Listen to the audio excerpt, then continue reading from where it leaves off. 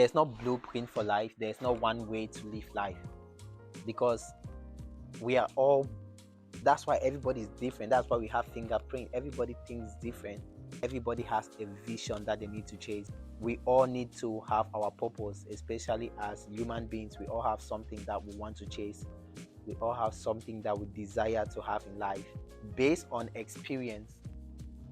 For example, I'm 24 years old now, and how I grew up, the people that I grew up around, the environment that I grew up, people that I know, my relatives, my cousins, my aunties, my uncles, and where I've been to Cameroon. Now I'm living in the United States.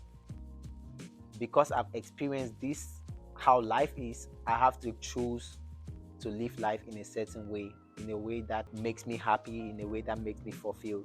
And where my life is going to right now, mind you, I was in school and I don't like that part. I'm saying that, okay, if I don't like that part, then what is keeping me there? And then I realized that is so much of a, some people say when I was in high school, they say, oh, go to college because that's plan B, or go to college because, no matter what, you still have that degree to back you up. No. No matter what, okay, nothing is gonna, if that's what I want to do, yes, I think we should be chasing what we want to do, because you don't know tomorrow, you don't know what can happen. They say plan B. Life don't care about plan B, because the time is always ticking. We are not guaranteed to be here forever, and we have this short amount of time. If you even think about it, I was reading the Bible in the book of Genesis. It used to say how people used to live for like 800 years, and then I'm like, what's happening now? Because I'm people, we don't live long now. from from womb to tomb, like from the time you were born to the time you die, it's a very short time compared to how long people used to live. And like now, compared to like, yeah, like, and also when you are like 60s, in your 60s, you are no longer, you don't have as much energy and as much power as you would have like right now. So if you know that the clock is ticking, what is really keeping you, what is really holding you back from start planning the life that you want? Is it fear? Because there's a saying that behind every fear is the man that you want to become. There's a saying in the Bible that raise your children in the way of the Lord and they'll become good people. Relying on school is like basically allowing that system of education to educate your children for you. Probably if I'm a farmer, what would I tell my children? I'll teach them how to farm. People who own wealth, they sell something, they work on their soil. We have to create our own means to survive rather than relying on people. Because when we rely on people, it's like they are basically denying us what we should have. If you really want to save money, I don't think you should be paying for rent, especially in America, because rent is very expensive. But don't get food also. Don't go and say mortgage, because if you are putting a down payment, that's even worse. It means you can't even afford the house. So don't even go that way. Let's talk about rent. I think you should own your own things, because that gives you a kind of freedom. Like, okay, next month is coming, you don't have to worry about rent because you own your land. Now you can now plant your own food and grow them.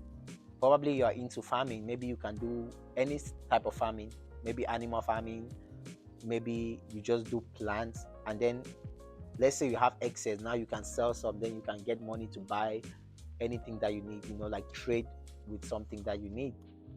For example, if I have corn, I have excess of it, I can go to the market and sell those corn and purchase something like oil to use to cook, probably cook food for the family. We are obsessed with riches, and the riches is not what is in our bank account. The riches is how we look. Life is about value. What is most important to you, and then you go after that. Lately, I've been seeing a lot of videos about people just moving outside.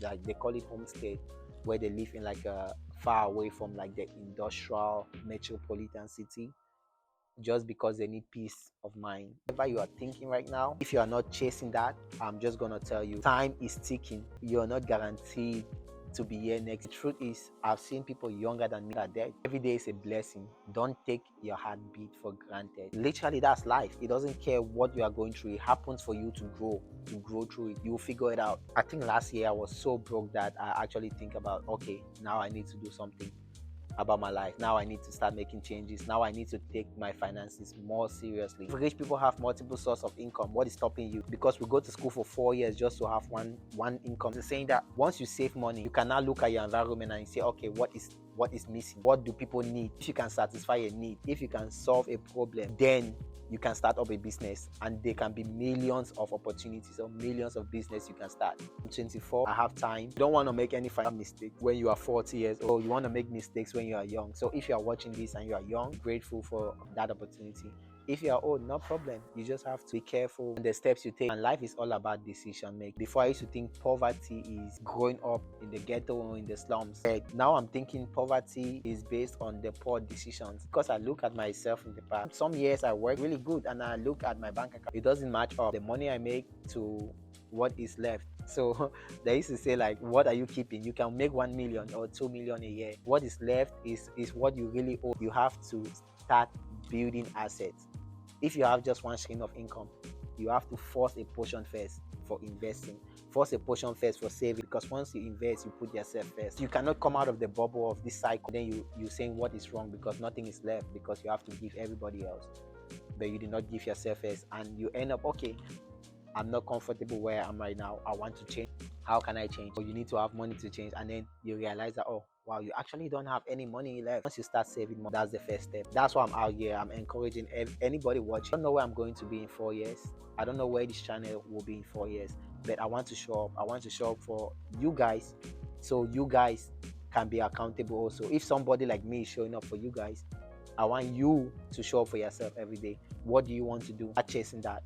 What I'm doing stocks, I'm trading, I'm doing anywhere there is money, anywhere, and I'm saving. I'm doing all of it. I'm now making better decisions. So now I have that rich mindset. Nobody cares about what job you have. People don't remember you if you have the biggest house or the biggest mansion. It's how you relate with people, how you treat other people around you. That's why I say life is a gift. You choose. It's your choice. It's your life.